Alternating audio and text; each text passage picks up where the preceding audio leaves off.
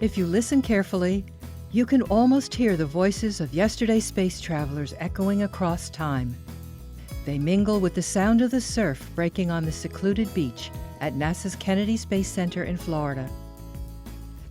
This salty air has been filled with laughter, whispers, and even tears of the men and women who've passed through this shore's humble beach cottage before soaring off into the vastness of space.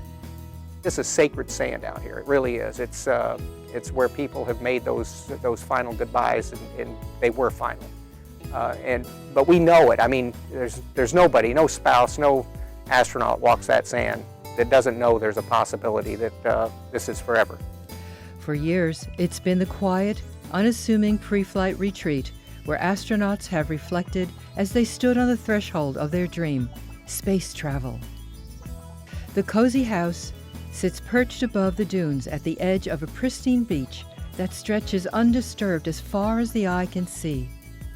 Its nearest neighbors are launch complexes. Not all our time is totally full getting briefings or preparing to go fly. And it can get kind of claustrophobic over there just being cooped up in crew quarters. And it's really nice to be able to go out to the beach house and just walk on the beach and just sit there and see the ocean and walk up and down the beach, pick up shells, listen to the waves lapping on the shore. Before the first mission, to sit out here and look at the sky and say, I'm next. I'm next. It's going to happen. I am going to go into space. And that would just overwhelm me. And what history of these people that have walked through this beach house, who have walked on that beach out there, said goodbye to their spouses in the shadows of the rockets that they were launching tomorrow. I felt totally overwhelmed by that reality, that I was now part of it, that I was walking the beach and saying goodbye in the shadow of the rocket that I was going to be riding tomorrow. Expanses of sea and sky make it a fitting place for astronauts and their loved ones.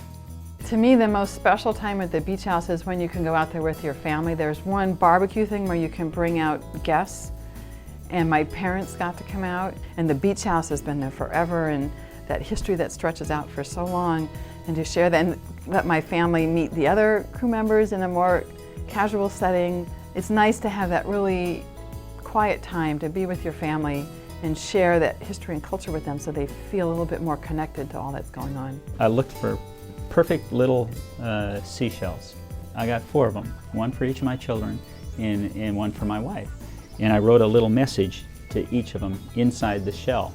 And I said, here, you hold this, and give one to each of the kids, and you hold on to this when I'm launching. And you know, that's a little something to me with you during that time that I'm launching into space. And somewhere I think they've all still got their seashells. You're boundlessly joyful at the thought of riding into space again. I mean, you're overwhelmed with that joy, but at the same time, you have that, as she said, the fear factor. It's hard to get your mind around that. I mean, but it is. I mean, that's the reality of an astronaut's life and the spouse's life in those final days and hours before a mission. That fear and joy overwhelming you.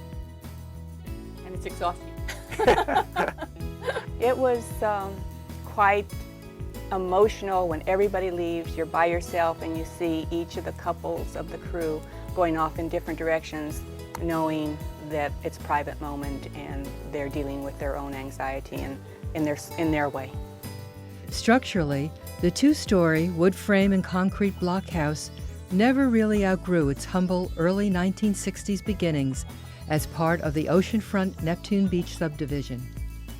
The development and its land were bought in 1963 for the grand sum of $31,500.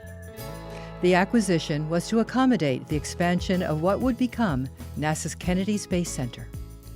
The beach house is a unique facility here at the Kennedy Space Center, and it's changed a lot over time. Of course, it was originally a home that somebody was living in when the Kennedy Space Center was built, and when eminent domain took over all the property down here to build our spaceport, the beach house was there and became ours. The cottage was somehow spared the fate of the nearby residences and a store and gas station. I don't know who the far-thinking person was that preserved this house from destruction. There were other houses here when this was private property, but thank you for doing it. I'm sure they could not have imagined how this would be part of space history, manned spaceflight history. Now, just as in the past, the little house by the sea stands ready to welcome the final shuttle crews and their families. Once again, the traditional pre-flight barbecues will give way to quiet walks on the beach as they add the final shuttle era chapters to this little-known corner of space history.